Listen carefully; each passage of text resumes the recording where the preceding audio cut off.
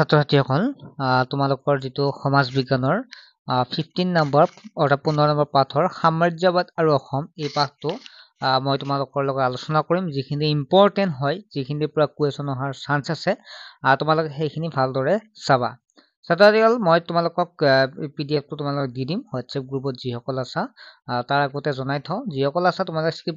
কৰিবা যিখিনিসকল নাই তোমালোকে সম্পূৰ্ণ চাই লোৱা ছাত্ৰ ছাত্ৰীসকল আমাৰ এটা অনলাইন টিউচন কৰা হৈছে য'ত তোমালোকৰ সম্পূৰ্ণ গাইড কৰা হ'ব মেথছ সায়েন্স সোশ্যাল সায়েন্স আৰু ইংলিছ গতিকে কোনো ছাত্ৰ ছাত্ৰী যদি আগ্ৰহী তেতিয়া ল'ব পাৰে ছাত্ৰ ছাত্ৰীসকল বহুতে কি কৰে আৰম্ভণিৰ পৰা নপঢ়ে কিন্তু পিছত যে বছৰিকা পৰীক্ষাৰ আগত পঢ়িবলৈ চেষ্টা কৰে বা ভাবে যে মই যদি আগৰ পৰা পঢ়িলে এটা ভাল ৰিজাল্ট কৰিব পাৰিলোহেঁতেন সেইটো নহয় এতিয়া তোমালোকে যেতিয়া এবাৰ 9 পাবা 9ৰ পৰা ভালদৰে পঢ়িব লাগিব তেতিয়া মেট্ৰিকত ভাল ৰিজাল্ট কৰিব পাৰিবা গতিকে আমাৰ ক্লাছত জইন হ'লে তোমালোকে এটা ভাল ৰিজাল্ট কৰিব পাৰিবা গতিকে তোমালোকক তোমালোকে ক্লাছত জইন হৈ লোৱা আমাৰ যিটো ক্লাছ আছে যেটো সিট কেপাসিটি ইমান নাই গতিকে তোমালোকে সিট কেপাসিটি কম সেইকাৰণে সোনকালে এডমিশনটো লৈ লোৱা ঠিক আছে মাৰ্চৰ আমি লাষ্টৰ পৰা আমি ষ্টাৰ্ট কৰিব চেষ্টা কৰিম সো তোমালোকে সোনকালে গ্ৰুপত জইন হোৱা যেটো নাম্বাৰ আছে নাম্বাৰটোত SMS কৰি মাত্ৰ 99 টকা প্ৰথম 2 মাহৰ কাৰণে পেমেন্ট কৰিব লাগিব 198 ঠিক আছে এতিয়া প্ৰথম আমি চাওঁ 1800 শতিকাৰ মাজভাগত স্বৰ্গদেউ লক্ষী সিংহৰ ৰাজত্ব কালৰ পৰা অসমত পুনৰ শাক্ত ধৰ্ম পুনৰুত্থান হোৱা বুলি কোৱা হয় প্ৰশ্ন এনেকুৱা আহে যে কিমান শতিকাত অসমত হিন্দু শাক্ত ধৰ্মৰ পুনৰুত্থান হৈছিল তেতিয়া তোমালোকে লিখা 18 শতিকাৰ মাজভাগত কাৰ দিনত আহোম স্বৰ্গদেউৰ ৰাজত্ব কালত বা আহোম স্বৰ্গদেউৰ ৰাজত্বৰ দিনত নেক্সট হৈছে নেক্সট এইটো প্ৰশ্ন আহে লক্ষী সিংহৰ মৃত্যুৰ পিছত কোন ৰাজপাটত বহে তেতিয়া লবাত পুত্ৰ গৌৰীনাথ সিংহ যে গৌৰীনাথ সিংহৰ লক্ষী সিংহৰ মৃত্যুৰ পিছত ৰাজপাটত বহিছিল তাৰ পিছত যিখিনি হাইলাইট কৰা আছে সেইখিনি বহুতে ইম্পৰ্টেন্ট ইয়াৰ ওপৰতে কোৱেশ্যন আহিব তোমালোকৰ এক নম্বৰ কোৱেশ্যন হ'ব বা তোমালোকৰ কিমান চনত মোৱামৰীয়া পুনৰ বিদ্ৰোহ আৰম্ভ হৈছিল আকৌ 1786 চনত ঠিক আছে পুনৰ বিদ্ৰোহ আৰম্ভ হৈছিল আৰু গৌৰীনাথ সিংহৰ ৰূপান্তৰে ভাৰতৰ গভৰ্ণৰ জেনেৰেল কৰ্ণৱালিছৰ সহায় ভিক্ষা মাগিছিল যে চোৱাইটো গৌৰীনাথ কাৰ সহায় লৈছিল গৌৰীনাথ সিংহই বা ইংৰাজৰ কাৰ সহায় লৈছিল তেতিয়া তোমালোকে ক'বা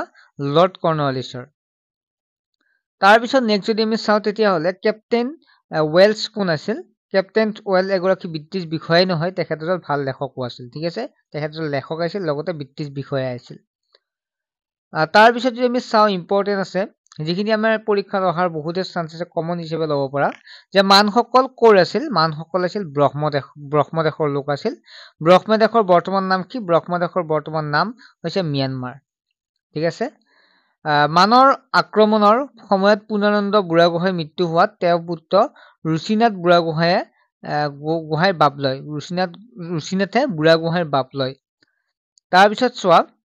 বদন বৰফুকনক হত্যা কৰাৰ ওপৰত প্ৰশ্ন আহে যে ৰাজমাও নুমলী বৰুৱা আৰু বৰগোহাঁই লোক লাগি ৰূপচিন সুবেদাৰৰ ঘটুৱাই বদন চন্দ্ৰ বৰফুকনক হত্যা কৰোৱাই যে বদন চন্দ্ৰ বৰফুকনক কোনে হত্যা কৰিছিল তেতিয়া ক'বা ৰূপসিং সুবেদাৰ ঠিক আছে কোনে কৈছিল ৰাজমাও নুমলী আৰু বৰগোহাঁই প্ৰশ্ন যেনেকৈ আহক তোমালোকে উত্তৰটো জানিলে হৈ যাব নেক্সট হ'ল ব্ৰহ্ম ৰজা বৌদ্ধপয়া আলুমিংগী নামৰ এজন সেনাপতিৰ অধীনত এক বিশাল সৈন্য বাহিনী অসমলৈ প্ৰেৰণ কৰে আলুমিংগীয়ে চন্দ্ৰকান্তক পুনৰ ৰজা পাতে প্ৰশ্ন আৰু এটা এনেকুৱা আহে যে আলুমিংগী কোন আছিল আলুমিংগী আছিল সেনাপতি ঠিক আছে ব্ৰহ্মদেশৰ সেনাপতি আছিল নেক্সট হ'ল মানৰ তৃতীয় আক্ৰমণৰ ওপৰত চাব লগা যে মানৰ তৃতীয় তিনিবাৰ আক্ৰমণ কৰিছিল কিমান চনত সেইটো মনত ৰাখিবা 1817 চনত 1819 চনত আৰু 1821 খ্ৰীষ্টাব্দত ঠিক আছে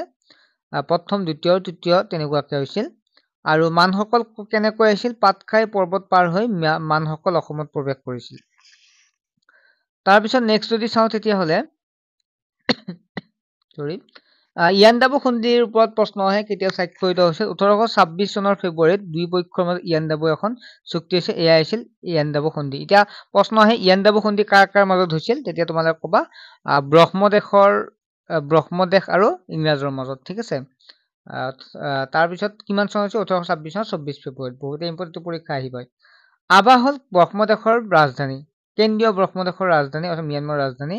আভাৰ বৰ্তমান নাম হৈছে ইনোৱা ইয়াণ্ডাবু ঠাইখন আভাৰ পৰা 80 কিলোমিটাৰ নিলগত তাৰ পিছত আৰু এটো ইম্পৰ্টেন্ট তোমালোকে চাবা অসমত কেতিয়াৰ পৰা কেতিয়ালৈ ব্ৰিটিছৰ শাসন চলিছিল তেতিয়া তোমালোকে 1826 খ্ৰীষ্টাব্দৰ পৰা 1947 চনৰ 15 আগষ্টলৈ অসম ইংৰাজৰ অধীনত আছিল আৰু মনত ৰাখিবলগীয়াৰ পৰা যেটো প্ৰশ্ন আহেই পৰীক্ষাত গতে 18 শতিকাৰ মাজভাগত অসমত শাক্ত পন্থাইৰ বৰ ৰজাহৰৰ ধৰ্ম হিচাপে ঠাই পাইছিল তাৰ পিছত চাবা তোমালোকে মানসকলক ব্ৰহ্মদেশৰ লোক এমাত্ৰ পালাই তোমালোকে তাৰ পিছত মানে কেইবাৰ অসম আক্ৰমণ কৰিছিল তিনিবাৰ অসম আক্ৰমণ কৰিছিল তাৰ পিছত ইয়াণ্ডাবু সন্ধিৰ জৰিয়তে ব্ৰিটিছে কি হৈছে অসম ইয়াণ্ডাবু সন্ধিৰ জৰিয়তে ব্ৰহ্মদেশ যেটো মানে অসম ত্যাগ কৰিছিল 1826 চনৰ পৰাই ব্ৰিটিছৰ সাম্ৰাজ্যবাদ পাতনি মেলিছিল আৰু ইয়াত এক নম্বৰীয়া প্ৰশ্নকেইটা চাবাই তোমালোকে পাঠত থকা অনুশীলনী এইকেইটাৰ উপৰি আনকেইটাও আহে যিকেইটা তোমালোকক মাজত মই দিলো যে অসমত কেতিয়াৰ পৰা শাক্ত ধৰ্মৰ পুনৰুত্থান হৈছিল তেতিয়া লক্ষীসিংহৰ ৰাজত্বকালৰ পৰা স্বৰ্গদেউ লক্ষীসিংহৰ পিছত আহোমৰ ৰাজপথত কোনে আৰোহণ কৰিছিল গৰিনাথ সিংহই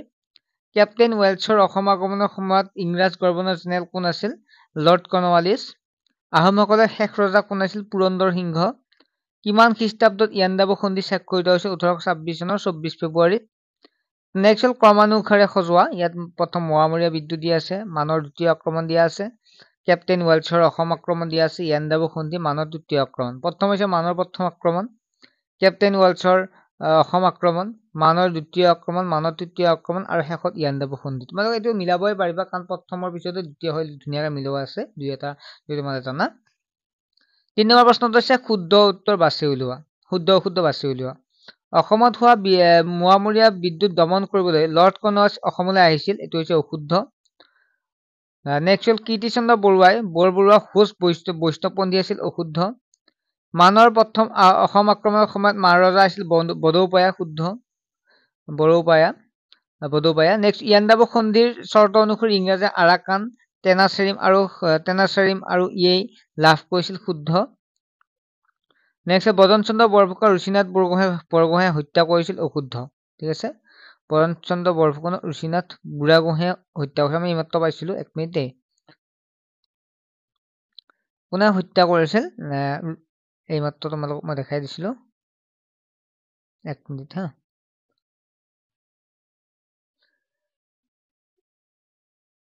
ৰাজমাও নুমলীয়া বৰবৰুৱা আৰু ৰূপসিং সুবেদাৰে হত্যা কৰিছিল সুবেদাৰে হত্যা কৰা হৈছিল ইয়াত কি আছে আৰু তোমালোক ক্লাছত জইন হৈ ল'বা হা পৰাপক্ষত তোমালোক ক্লাছত জইন হৈ ল'বা তেতিয়া লাভ হ'ব